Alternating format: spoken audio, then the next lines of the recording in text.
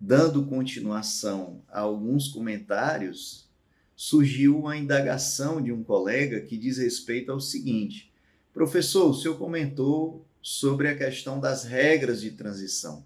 Suponhamos que no meu estado ou no meu órgão, nós não tenhamos aí uma regra de transição e não houve a publicação da licitação no dia 29 de dezembro. Como ficaria isso, né?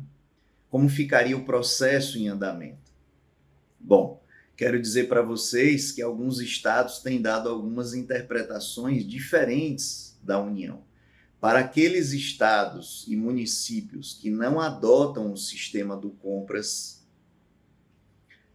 a locução publicação do aviso de licitação ou do edital é um extrapolamento ao que está previsto na lei. A lei, no artigo 191, fala textualmente opção por licitar ou contratar diretamente. Em nenhum momento a lei tratou sobre a publicação do edital. Qual seria o momento da publicação do edital? O professor Rony Charles até diz, sim, mas essas licitações em cursos, esses processos, eles iriam se perenizar ao ponto de se chegar depois de 2024, chegar a 2025, então cuidado com os excessos. Mas quero dizer para vocês que alguns estados e municípios têm dado entendimento com base na lei. E a lei diz textualmente que a regra de transição se aplica no marco legal, que é o que está lá definido no artigo 191, opção por licitar ou contratar diretamente. Para o professor Rony Charles, e eu concordo com ele, bastaria uma manifestação do gestor máximo da pasta, indicando qual seria a norma de regência a ser adotada naquela licitação.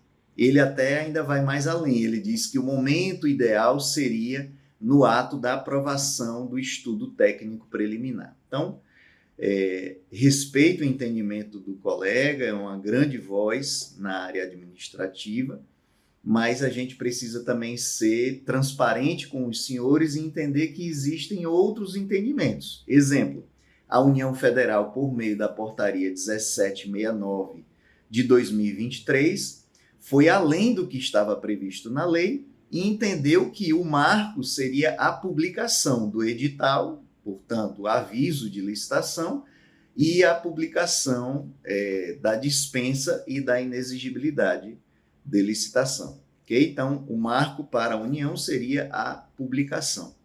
No caso particular do Estado de Alagoas, como nós não adotamos uma regra de transição e nós adotamos a plataforma federal, né, do governo federal, que é o compras.gov, nós temos que nos aperfeiçoar e nos amoldar ao que o sistema permite. Então, quero dizer para vocês o seguinte, se eu não conseguir publicar o aviso de licitação até o dia 29 de dezembro, o que é que vai acontecer? Se eu quiser publicar hoje, no caso, dia 23 de janeiro, o sistema compras.gov não vai permitir. Então, não adianta nada eu chegar aqui e dizer para os senhores, a regra de transição é essa, quando, na verdade, nós temos um bloqueio operacional, que é o próprio sistema. Então, o sistema da União Federal, compras.gov, não permite publicações após o dia 29 de dezembro. Outra questão importante. Professor, eu tive uma licitação com 10 itens. Licitação por itens, menor preço por itens. 7 itens foram adjudicados e 3 foram considerados fracassados ou desertos. Eu pergunto, eu poderia relançar esse edital, republicar e dar uma feição de uma continuidade do sistema ou do processamento da licitação? No início eu entendia que sim, porque aqui nós temos o entendimento de que isso seria a segunda sessão, a terceira sessão, enfim, as repetições seriam continuação do procedimento licitatório em curso. Só que conversando com colegas pregoeiros que operam compras, o sistema também não permite. Então é um posicionamento de vanguarda, juridicamente falando, só que não adianta se dizer, seria a continuação do procedimento, quando na verdade o sistema não comporta. Mas quero dizer para vocês que isso é defensável para os municípios que tenham, por exemplo, plataformas próprias, né? E existe aí um ponto de atenção. O Tribunal de Contas da União deseja que praticamente todos os entes federativos adotem o sistema do compras.gov. Existem pontos positivos e pontos negativos. Se nós adotarmos, como por exemplo aqui Alagoas o fez, adotarmos o sistema federal, a regulamentação da lei, basicamente você não vai ter muitas dificuldades, porque você vai aderir mais ou menos à regulamentação federal. Né? Isso está previsto lá no artigo 186, 187 da nova lei. A grande questão diz respeito, por exemplo, a municípios que tenham plataformas próprias, e aí o lado positivo dessas plataformas é que o suporte técnico a ser dado por essas plataformas que são pagas é infinitamente melhor, tendo em vista que a SEGE não consegue dar vazão a todos os entes federativos.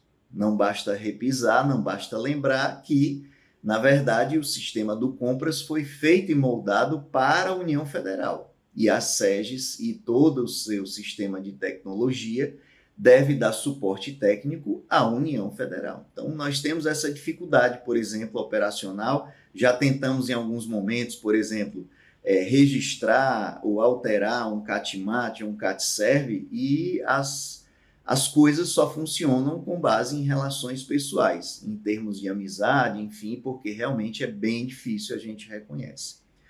E aí, para fechar, vem a seguinte pergunta: professor, e bacana, não consegui publicar, o que é que eu tenho que fazer?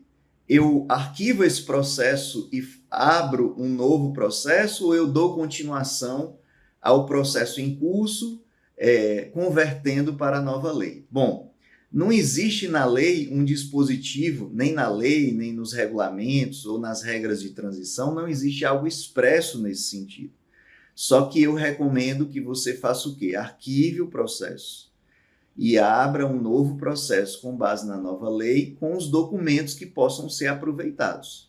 Então, muito cuidado com essa informação que eu vou dar. Exemplo: o ETP, o Estudo Técnico Preliminar, possivelmente vai ter que ser refeito, vai ter que ser readaptado à nova lei, porque lá você vai ter referências, remissões legislativas que muitas vezes são de leis que já foram revogadas, como a 8666, a Lei do Pregão, a 10.520, e por aí vai.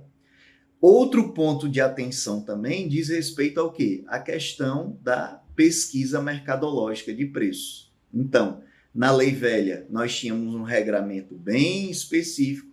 Na lei nova, nós temos um detalhamento muito mais específico, que está lá previsto no artigo 23. Então, possivelmente, você vai ter que o quê? Renovar ou refazer as cotações de preço. Então, por essa razão é que eu recomendo que você arquive o processo que estava sendo processado com base nas leis velhas e abra um novo processo com base na nova lei. Dito isso, meu amigo, eu deixo aqui um grande abraço para o pessoal que gostou, comenta aí, curte e compartilha. Então, deixem suas dúvidas e vamos nessa trilha de aprendizagem. Esse ano nós vamos ter... Eu escuto muitos alunos, enfim, vários gestores dizendo: professor, não consegui aprender nem a Lei 8666, quiçá conhecer a 14.133. Então, a gente vai, nesse ano, com certeza, nós vamos instruir todos os processos de licitação com maior segurança e com maior conforto para os gestores públicos. Grande abraço, tenham todos um bom dia.